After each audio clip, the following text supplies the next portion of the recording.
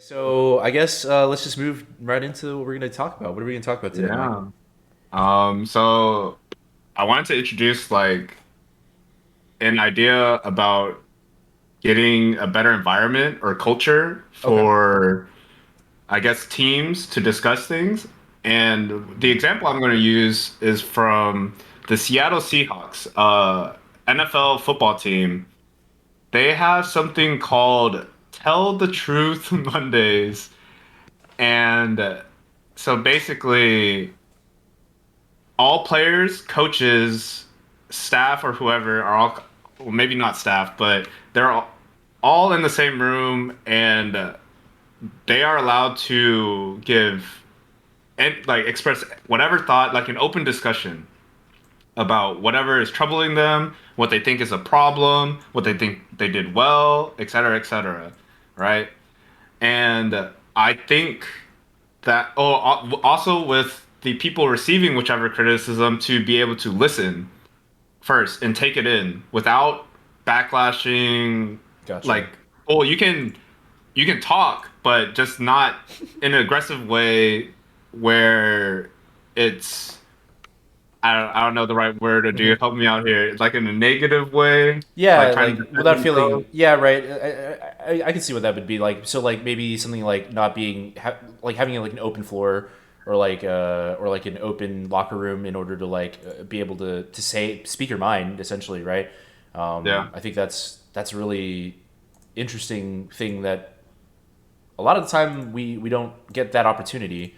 yeah, Sometimes either in a professional setting like at work, and for I guess for Seattle Seahawks that would be their work, right? Like in a yeah. workplace, in like a conference or like in like a meeting or something, Like, or in school, like maybe like you get called on or something like that, right? Like being mhm, able or like in a locker room or like in a competitive environment, right?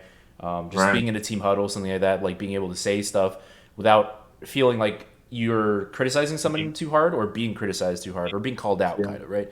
Like taking it Basically, as is, yeah, like and basically not being put on blast, I guess. And like right.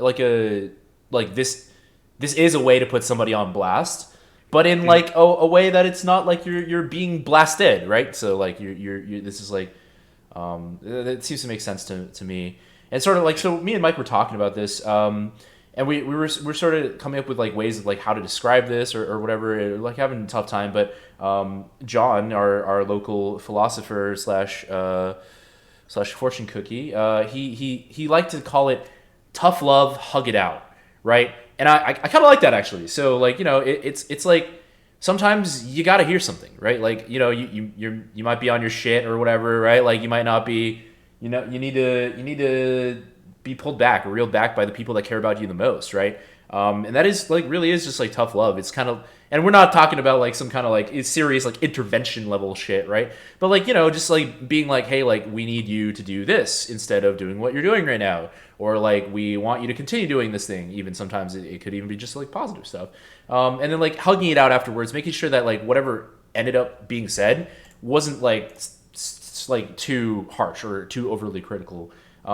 Having open discussions, and then honest open discussions, and then caring about these people enough that like it's like, hey, let's be better together, right? Like the goal is to like advance your group as a team, right? Like it's not like you're doing it alone in a lot of these cases, and even if you are, you're probably having these like conversations literally in the mirror with yourself too, right? Like sometimes you got to be harsh and critical, and then hug it out for yourself. Otherwise, it's just only Self harshness for care. yourself too. Yeah. So even we're talking about like competitive stuff, like even stuff like single player stuff or like even like boxing or tennis, sometimes it's like singles, right? Like you might not have a team, but these are the same conversations you're having even like in a mirror to yourself, right? You're a team with yourself in a sense. As Yeah, you weird as it are. sounds You're a like, one man team. y'all should look it up if you have time, or we'll probably talk about it sooner or later. Self care and like inner child work. Yeah. If you were to treat yourselves like yourself as your own child, it's an interesting topic. Yeah. We'll get to it eventually. Yeah. Making sure you're healthy mentally Yeah. in a good state, right? So And then yeah, so yeah. what else can you tell us about this? But for that environment we just talked about, hmm our tough love, hug it out.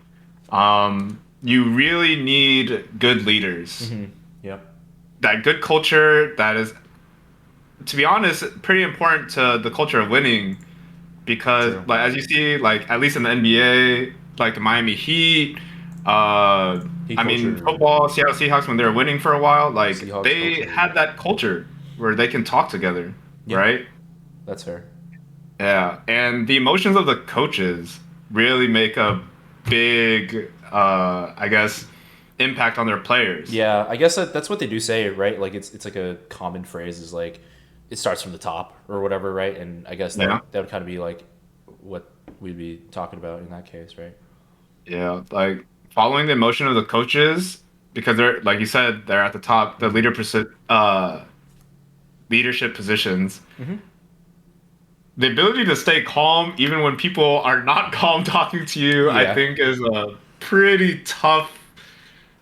From personal experience, I think is pretty hard sometimes. Maybe it's just yeah. because of me, but I do get Certainly pulled requires around. patience and things like that, right? Like it's not like primary nature for some people, and sometimes you kind of have to like coax it out, like um, being able to do that, right? Like, so it's really interesting.